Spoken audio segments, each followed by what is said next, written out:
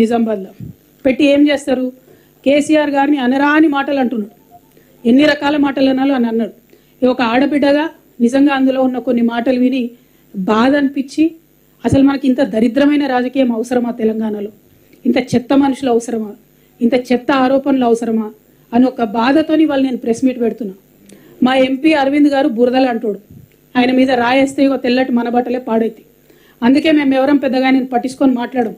అంతేగాని ఆయన పెద్ద వీరుడో శూరుడో అని కాదు. అటువంటి బురద మీద రాళ్ళేయొద్దని చెప్పి ఇన్ని రోజులు ఆగినాం. కానీ నిన్న ఆయన ఒక మాట మాట్లాడిండు. నేనట కాంగ్రెస్ పార్టీ ఖర్గే గారితో మాట్లాడి కాంగ్రెస్ పార్టీలోకి పోతానట. ఆయన కలవడ్డదో మరి ఎవడు చెప్పిండో, ఆయన ఏమంటుండు, ఎవడో కాంగ్రెస్ సెక్రటరీ చెప్పిండట. అంటే ఏంది విషయం? నువ్వే వాళ్ళతో టచ్లో ఉన్నావు, నేను లేను. నీకేం పని కాంగ్రెస్ సెక్రటరీతో? నువ్వు బీజేపీలో ఉన్నావు కదా ఎంపీ, నీకేం పని? కాంగ్రెస్ సెక్రటరీ నీకెందుకు చెప్తాడు? నువ్వు నా మీద ఎట్లా చెప్తాడు ఆయన నీకు? అంటే నువ్వు ఎన్నికలలో వాళ్ళకి పైసలు ఇచ్చినావు కాబట్టి, ఎన్నికలలో కాంగ్రెస్ పార్టీ నువ్వు కలిసి పనిచేసారు కాబట్టి, నిజామాబాద్ జిల్లాలో ఏ చిన్న నాయకుడిని అడిగినా చెప్తారు కంప్లీట్లీ సరెండర్డ్ కాంగ్రెస్ పార్టీ అక్కడ ఎన్నికలలో. కాబట్టి ఇవాళ అరవింద్ అనేటోడు ఇవాళ పార్లమెంట్కి పోయాడు. మా నిజామాబాద్ ప్రజల కర్మ, దురదృష్టం, మన తెలంగాణ ప్రజల దురదృష్టం. నేను ఇవాళ ఒకటే మాట చెప్తా ఉన్నా, కాంగ్రెస్ పార్టీ కాదు, ఇంకో పార్టీ కాదు, నా బతుకు నా పుట్టుక తెలంగాణ. తెలంగాణ పేరు లేని, తెలంగాణ వాసన లేని పార్టీలతో నాకేం సంబంధం ఉంటుంది? నాకెందుకు ఉంటుంది? ఇటువంటి పిచ్చి పిచ్చి మాటలు మాట్లాడి ప్రజల మీద ఏదో కన్ఫ్యూజన్ క్రియేట్ చేయాలి, నా మీద ఏదో అబండాలు వేయాలని చెప్పి ఎంపీ అరవింద్ ప్రయత్నం చేస్తే, నేను ఇంతవరకు 2006లో నేను ఇంట్లోకి వెళ్ళి బయటకు వచ్చి ప్రజా జీవితంలోకి వచ్చినా అంటే 2006 నుంచి 2022 వరకు ఏ ఒక్క వ్యక్తిని కూడా నేను పర్సనల్గా తిట్టలేదు. ఎప్పుడు ఇష్యూ మీదనే మాట్లాడినా. నేను చాలాసార్లు విలేకరులు మిత్రులు అడుగుతారు, కొద్దిగా టెంప్టింగ్ అక్క ఇట్లా మాట్లాడు అట్లా మాట్లాడాలి. నేను ఒకటే చెప్పిన, ఇష్యూ మీద మాట్లాడతా బ్రదర్, నేను వ్యక్తుల మీద మాట్లాడాలి. కానీ వాళ్ళ వ్యక్తి మీద వ్యక్తిగతంగా చెప్తున్నా నేను. అరవింద్ గుర్తుపెట్టుకో, ఇంకోసారి నా గురించి పిచ్చి పిచ్చిగా మాట్లాడితే నిజామాబాద్ చౌరస్తాలో చెప్పుతో కొడతా, మామూలు కూడా కాదు. తమాషాలు అవుతున్నాయా చూస్తూ ఊరుకుంటుంటే? భాష లేదు, పద్ధతి లేదు, మాట లేదు, మంతి లేదు, కేసీఆర్ గారు గౌరవం లేదు, ఇంకోరు లేదు. ఏం చేసినావు? నీ కాంట్రిబ్యూషన్ ఏముంది తెలంగాణకి? ఎందుకోసం మాట్లాడుతున్నావు ఇట్లా? ఎవరి మీద పడితే వాళ్ళ మీద ఎంత పడితే అంత మాట మాట్లాడితే చూస్తూ ఊరుకుంటాం అనుకుంటున్నావా? బిడ్డ చెప్తున్నా, ఎక్కడికి పోతావో ఎన్నికలలో పో, ఎంటబడి ఓడిస్తా నిన్ను. అదేవిధంగా ఇట్లా మాట్లాడినావు అనుకో, మామూలుగా దన్నం పట్టుకొని తంతం బిడ్డ, ఎక్కడికి పోతే అక్కడ. తమాషాలు అవుతున్నాయి చూస్తూ ఊరుకుంటుండే. రాజకీయం చేయి, ఇట్లా పిచ్చేషాలు వేయకు. ఇంకొకసారి మాటలు రావనుకోకు. వచ్చు, మర్యాద ఉండాలి పాలిటిక్స్లో, దిగజారొద్దు.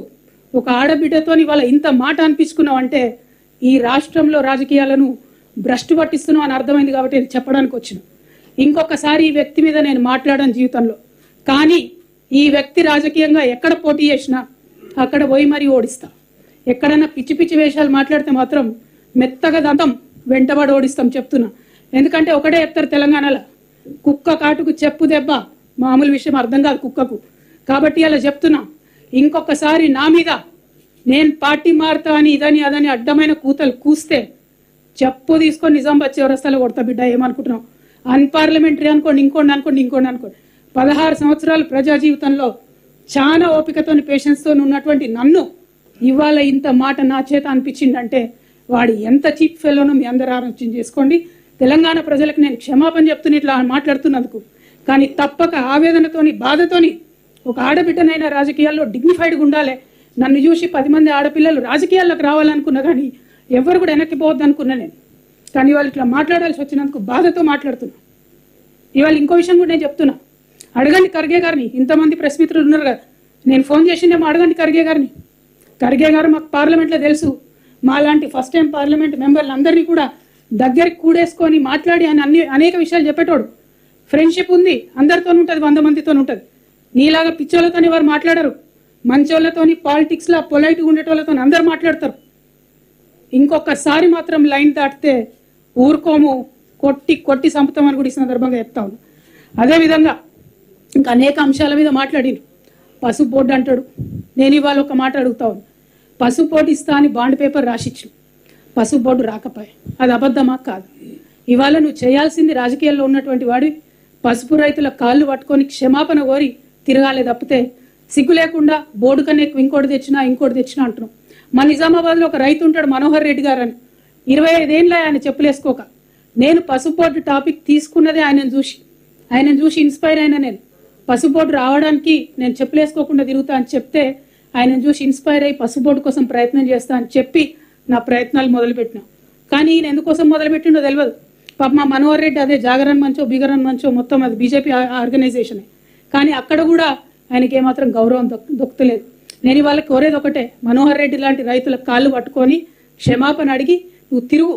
రాజకీయాల్లో ఉంటే నీతి నిజాయితీ కొంతన్న మర్యాద ఉండాలి, కనీసం ఆ ఇంగిత జ్ఞానం ఉండాలి.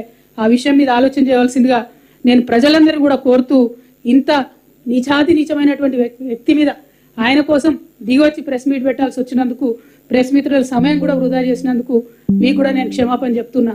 కాకపోతే తప్పనిసరి పరిస్థితుల్లో చెప్తున్నా, ఇంకొక మాట ప్రెస్ అనేది ఈ వ్యక్తి మీద నేను పెట్టను. కానీ పొలిటికల్గా ఎక్కడ పోయినా వెంటాడి ఓడిస్తాను మాత్రం ఈ సందర్భంగా తెలియజేస్తూ, మళ్ళొకసారి ఇక్కడికి వచ్చిన బీజేపీ మిత్రులందరూ కూడా మనస్ఫూర్తిగా ధన్యవాదాలు తెలియజేస్తాం.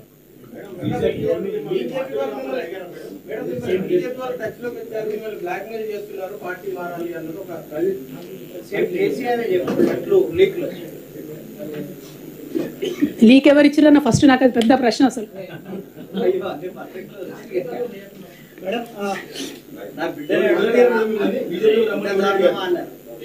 See, I'll tell you something. In this country at this point of time, there have been multiple proposals given to me by various people. I'm a very decent politician. I want to remain in this country in politics for a long time. I'm not going to name anybody. There have been proposals that were brought up to me by friends of BJP, friendly organizations of BJP, asking me to join the party, and they proposed a model called Shinde model. I said, Telangana people do not cheat people of Telangana. Telangana people do not betray their own parties and their own leaders. We will become leaders on our own strength, not by backdoor. We have rejected their proposal very politely. Now, what will they do after that is a different story. We are in politics, we are in public life, we are always among the people. We will face it. We are seeing a trend where the opposition leaders have been harassed by ED. Like Hemant Soren yesterday, he himself said, I am a chief minister. I have asked for 1 week deferment of my ED questioning, but ED refused to even give me an extension. He in fact said, I'm in a constitutional post, where will I run away? So this is a very unfortunate trend that we are seeing in this country. All I am trying to tell you is, there will be multiple proposals in politics. Some are accepted, some are rejected. The proposals that were brought to me, I have categorically rejected them, because my heart always is in a party where my leader is, and I have only one and only leader in this entire life, and he will remain to be the one. That is Honorable KCR Garu. My life, my entire political career is with him and only with him. That I have categorically told to the people who ever came, and they went back. Well, what will they do after that is irrelevant. Whatever they do, we will face it. It is not a big deal. You're being targeted by the agencies because you are not shifting out of TRS now. See, well, I can't say that, because as of now I did not get a summon. Officially I am not summoned, or officially there is nothing on me. But unfortunate situation in this country is, unofficially there is a leak every day. Unofficially there is a scam every day. When BJP party leaders were speaking about so-called liquor scam, I got a court order. If they have any respect for the honorable courts, they should not speak. But BJP leaders we've seen have no respect for any kind of institutions in this country. So they are constantly speaking. See, it is up to the people to decide.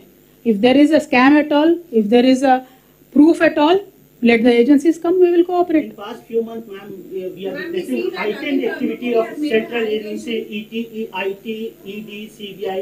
There is increased activity of these agencies. You believe these are politically backed activities? जी, लालू प्रसाद जी ने एक बार बहुत अच्छे से बताया था कि BJP के 3 दामाद हैं, ईडी, सीबीआई, आईटी. तो ये 3 दामाद जब भी बुलाए आ जाएंगे, वही ओपोनेंट्स के घर पे ही आ जाएंगे. तो हालत तो ऐसा ही है, क्योंकि जब से बीजेपी पावर में आई है तब से लेके आज तक तकरीबन 25,000 केसेस ऑपोजिशन लीडर्स पे लगाए गए, लेकिन एक भी केस बीजेपी नेता पे नहीं है. आज जनता को यह सोचना चाहिए कि बीजेपी के नेता पे ईडी क्यों नहीं लगती, आईटी क्यों नहीं लगती, सीबीआई क्यों नहीं लगती. क्या ये दूध के धुले हुए गंगा मैया में पैदा होके आए क्या? ऐसा तो नहीं है ना. क्यों बीजेपी नेताओं पे ईडी नहीं लगती? और जो नेता पे ईडी लगता है, या तो वो जय मोदी करेगा तो नहीं ईडी होगा, नहीं तो जय मोदी नहीं बोलेगा तो फिर ईडी होगा। ये तो ED, CBI, IT have become a washing powder Nirma kind of a concept. Nirma में नहला के बीजेपी में ले लेते हैं। तो this is what they are doing.